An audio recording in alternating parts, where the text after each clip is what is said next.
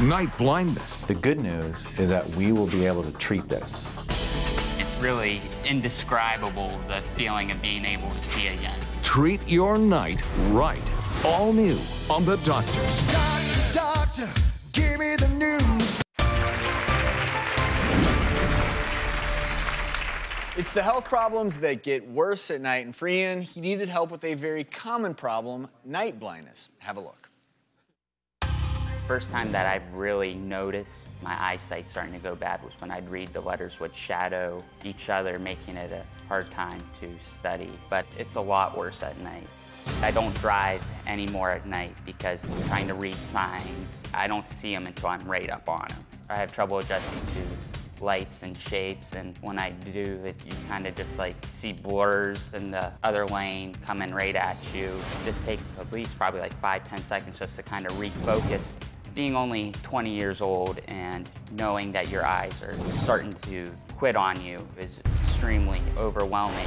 Based on all the testing that we've done, shows that you have a condition called keratoconus. The condition that causes the cornea to bulge out like a hernia. The red and yellow is where it's weak, and the cornea is now bulging out. And that's what's causing all these problems. I've been told by other doctors that if I don't get a cornea transplant, that I could be blind. Transplants are painful, invasive, very long recovery. The good news is that we will be able to treat this. We have developed a number of minimally invasive options that can take care of your condition. I'm speechless right now. You're going to see a little blinking light. That's going to be your light to stay focused on. First thing I'm going to do is make some marks that keep everything lined up. We're going to position the intacs into your cornea through a tiny little 1 millimeter opening. So it's really, really almost microscopic. These intacs are going to go underneath the surface, so you're not going to feel them. You're going to get a little yellow here for a moment. It's the intac there. So now we're just going to insert it very elegantly into this little channel. How you doing there? Doing great. I place a tiny little stitch at the entry point. So we're going to get ready for the second eye. You can feel a little pressure here again. And there's our intact again. Okay. Everything went perfect, Ian. Sit on up here, okay? How is it looking around?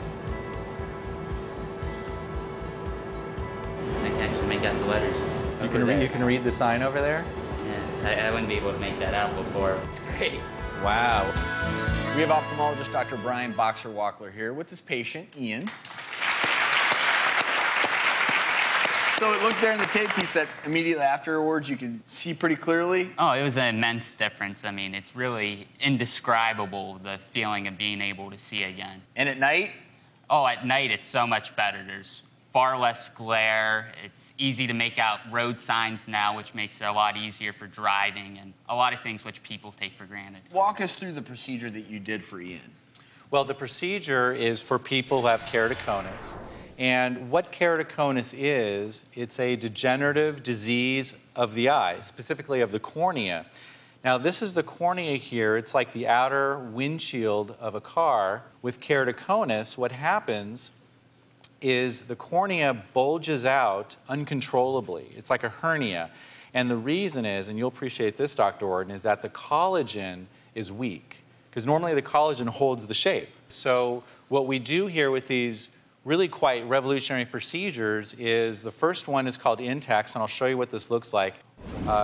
This shows how the intacs get inserted below the surface there. And also the reason why you don't feel it, and it causes flattening, and that's the key for reversing part of this keratoconus condition. So now intacs just by itself will only do part of the job, and in fact the natural progression of keratoconus is that it keeps getting worse. So imagine intacs turns the clock back, but if we just left it by itself, slowly that vision is going to degrade again, and the bad night vision is going to come back. So we have to do part two, which is like the heroic savior part of this process, which is the Holcomb C3-R. We first apply these special cross-linking solution eye drops that we have to the cornea, and then we expose it to a special type of light. And this causes a process called cross-linking, which is the natural anchors in the eye, in the cornea, and we're making up for what was lacking, essentially. So is Ian going to have to continue this treatment ongoing?